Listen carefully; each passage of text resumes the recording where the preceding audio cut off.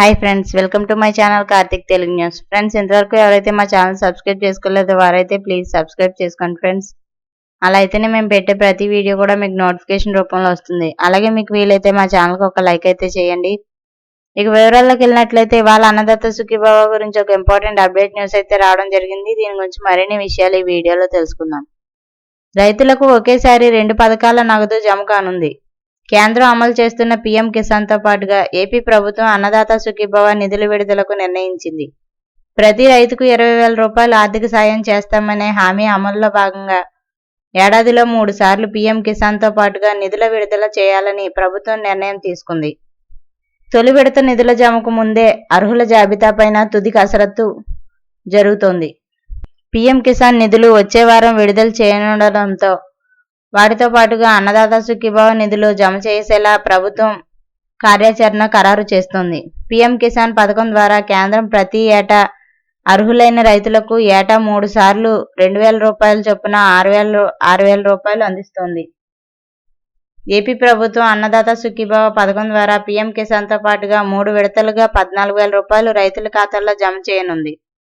తొలుత ఈ నెల 20వ తేదీన పీఎం కిసాన్ నిధులు విడుదల చేస్తే వాటితో పాటుగానే అన్నదాత సుఖీభవ నిధులను జమ చేయాలని ప్రభుత్వం భావించింది. అయితే కేంద్రం వచ్చే వారం ఈ పథకం అమలు దిశగా నిర్ణయించినట్లు తెలుస్తోంది. ఇక దీంతో ఏపీ ప్రభుత్వం ఆ సమయంలోనే ఏపీలోని రైతులకు అన్నదాత సుఖీభవ నిధులను జమ చేయనుంది.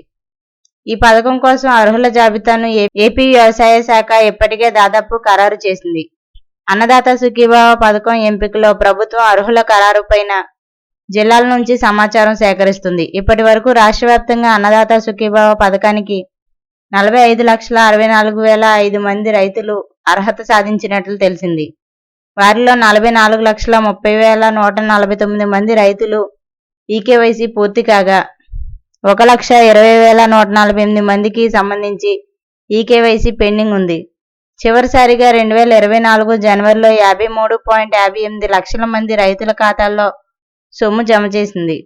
ఇక దీంతో పోలిస్తే ప్రస్తుతం 7.94 లక్షల మందికి తగ్గినట్లు తెలుస్తోంది. సాంకేతిక సమస్యలు, రెవెన్యూ చిక్కులు ఎదురవడంతో లక్షలాది మంది రైతుల వివరాలు పెండింగ్ లో పెట్టినట్టు సమాచారం అందింది.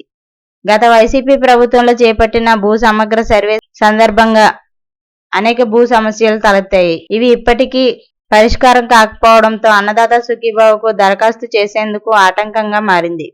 గత ప్రభుత్వం డి పట్టా, ఆర్ఓఎఫ్ఆర్ సాగుదారులకు రైతు భరోసా వర్తింపజేసిన అన్నదాత సుఖీభవకు వారిని ప్రభుత్వం అర్హులుగా గుర్తిస్తుందా లేదా అనేది స్పష్టత రావాల్సి ఉంది.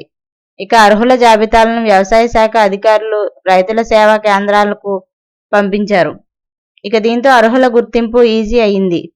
వివరాలు లేని వారు మాత్రమే బయోమెట్రిక్ నమోదు చేసుకోవాలని అధికారులు సూచిస్తున్నారు. సో ఫ్రెండ్స్, ఇది update news. Thank you friends. Thanks for watching this video. Please subscribe.